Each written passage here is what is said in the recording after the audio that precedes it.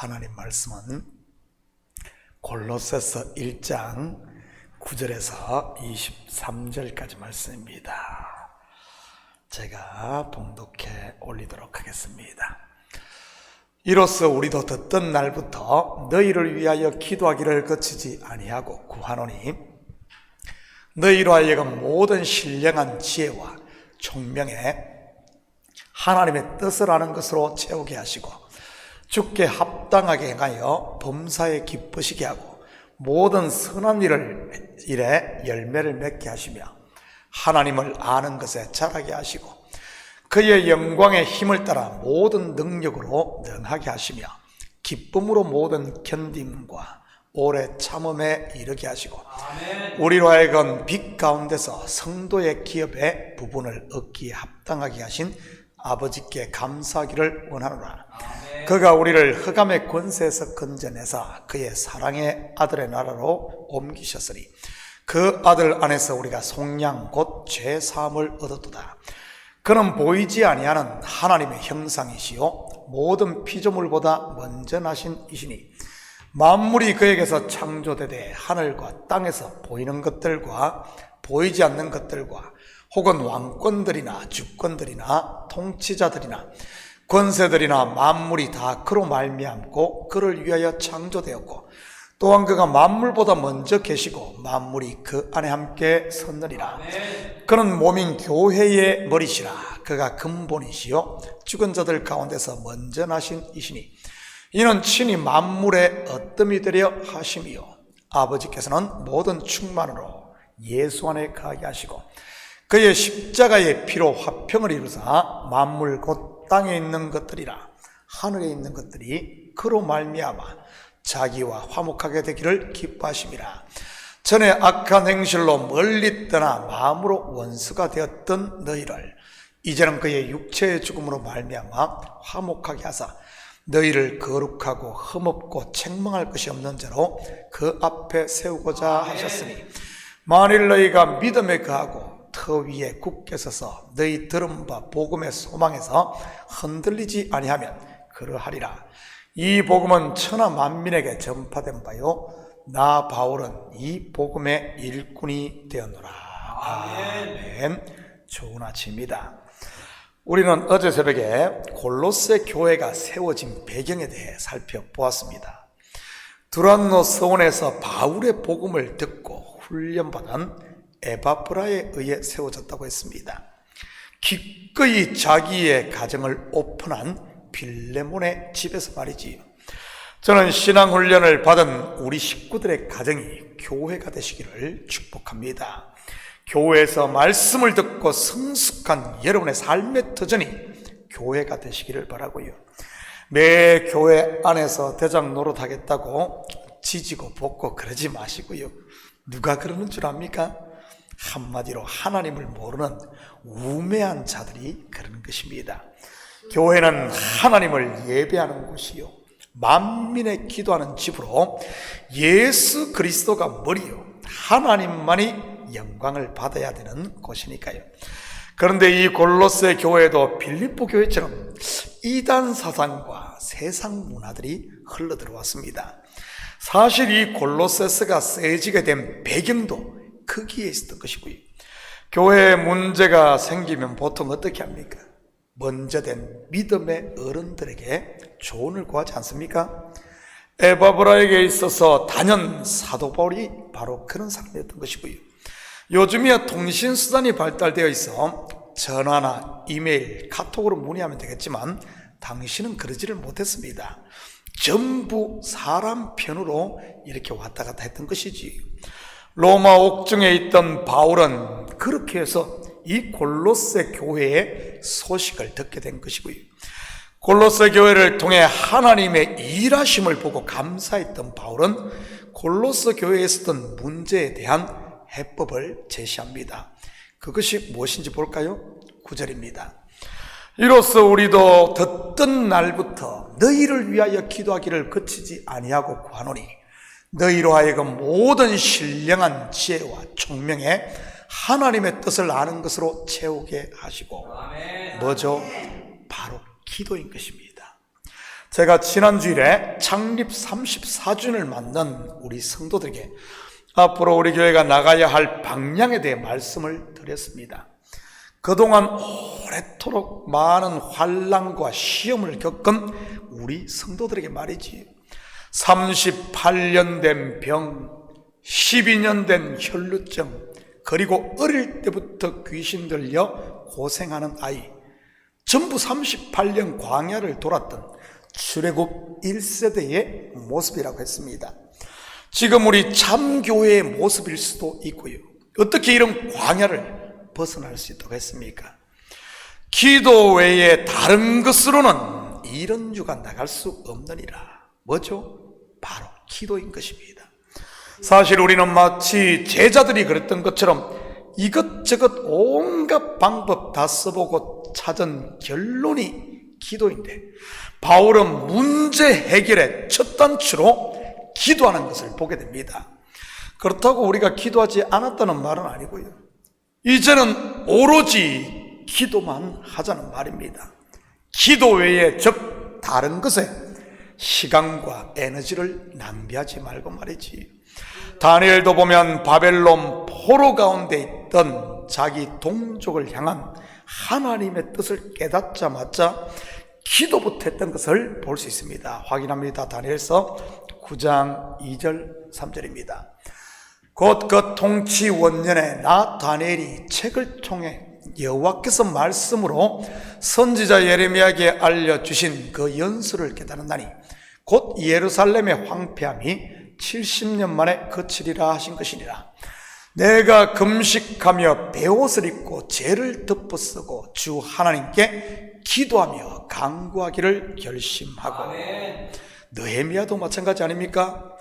그가 예루살렘의 황폐함에 대한 소식을 들었을 때 말이지요. 확인합니다. 느헤미야 1장 3절 4절입니다. 그들이 내게 이르되 사로잡힘을 면하고 남아있는 자들이 그 지방 거기에서 큰 환난을 당하고 능욕을 받으며 예루살렘 성은 허물어지고 성문들은 불탔다 하는지라. 내가 이 말을 듣고 앉아서 울고 수일 동안 슬퍼하며 하늘의 하나님 앞에 금식하며 기도하여. 초대교회 성도들도 마찬가지 아니었습니까? 그들이 오순절 성령 충만을 받아 복음을 전하자 어떤 일들이 일어납니까? 속된 표현을 하면 예루살렘이 발칵 뒤집어집니다. 그러자 당시 기득권을 가졌던 유대 지도자들이 어떻게 합니까? 사내들인 공회를 소집해 대책회의를 가집니다. 반면 하나님의 백성들은요, 함께 모여 엎드려 전심으로 기도에 올인을 합니다. 인간의 지혜 곧 잔머리를 모은 사내들인 공회가 이깁니까? 아니면은 기도하는 성도들이 이깁니까? 기도하는 몇 사람을 대책회의하는 70명이 감당할 수 없음을 믿으시기 바랍니다. 왜냐하면 기도는 하나님과 연합하는 것이기 때문인 것입니다. 머리 맞대는 인생들의 모임, 하나님이 하늘에서 비웃으시는 것이지요. 제 말이 아니라 시편 기자가 그렇게 말하고 있으니까 시편 2편 1절에서 4절입니다. 어찌하여 이방 나라들이 분노하며 민족들이 헛된 일을 꾸미는가? 세상의 군왕들이 나서며 관원들이 서로 꾀하며 여호와와 그의 기름 부음 받은 자를 대적하며 우리가 그들의 맹것을 끊고 그의 결박을 벗어버리자 하는도다.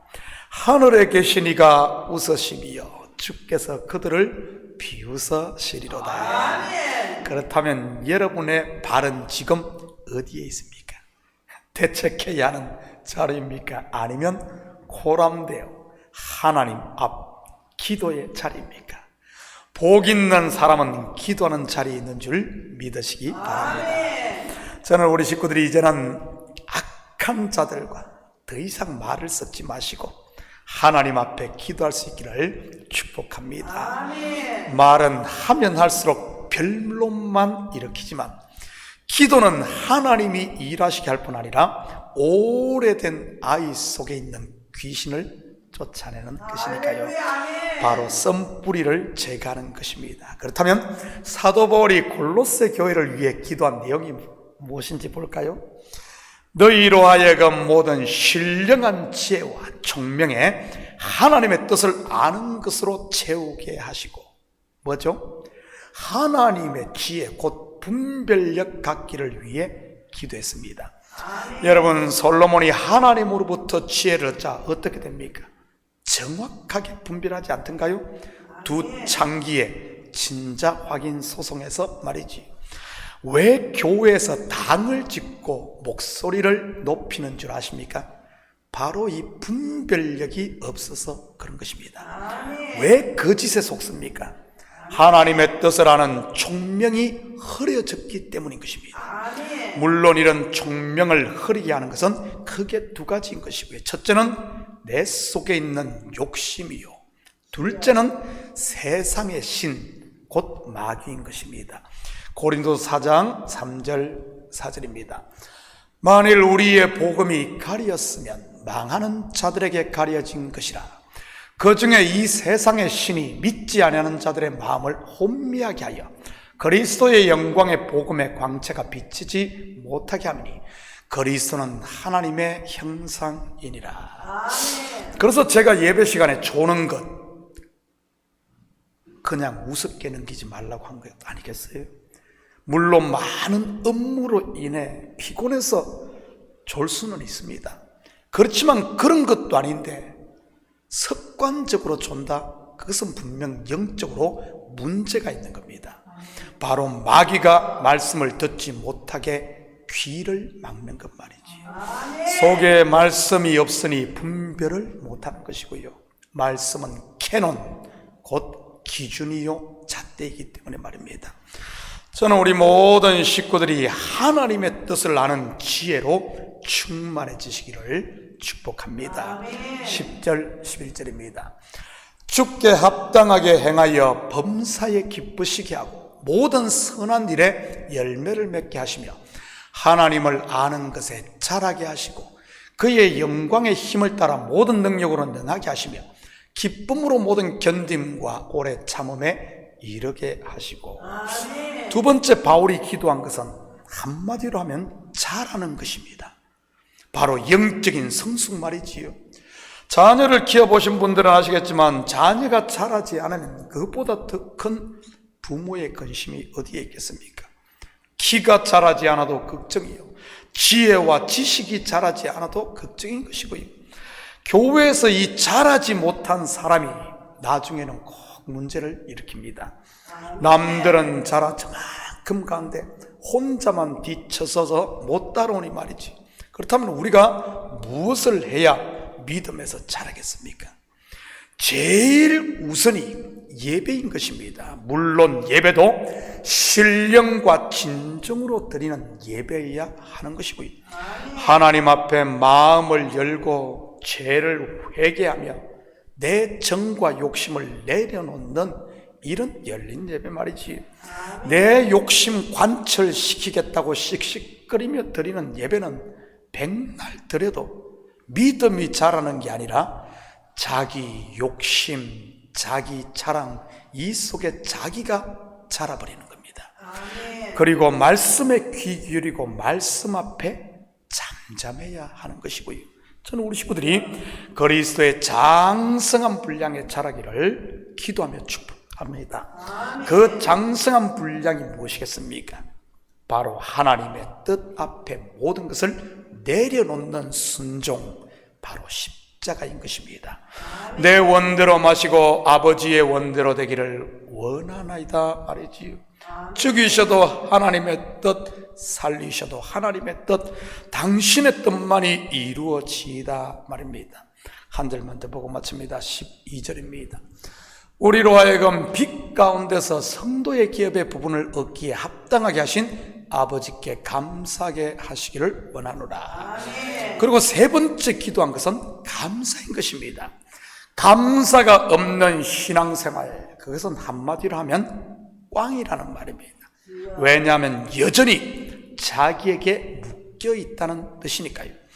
자기를 벗어날 때 하나님의 은혜를 알고 하나님의 은혜를 아는 증거가 감사인 것이지. 사랑하는 성도 여러분, 이 새벽에도 기도할 때 하나님의 뜻을 분별할 수 있는 지혜를 구하시고 그리스도의 장성한 분량에 이를 수 있도록 순종할 수 있는 능력을 구하시고, 그리고 나를 벗어나 하나님의 은혜를 이제는 제대로 알아 감사할 수 있는 마음을 구함으로 악을 이기고 승리하는 이런 복된 하루 되기를 예수님의 이름으로 축복합니다. 같이 기도합니다. 사랑의 아버지 하나님, 참으로 감사를 드립니다. 골로새 교회의 문제를 듣자마자 바울이 땅에 엎드려 하나님께 기도했듯이 아버지 하나님, 맞습니다. 기도 외에 다른 유가 날 수 없음을 압니다.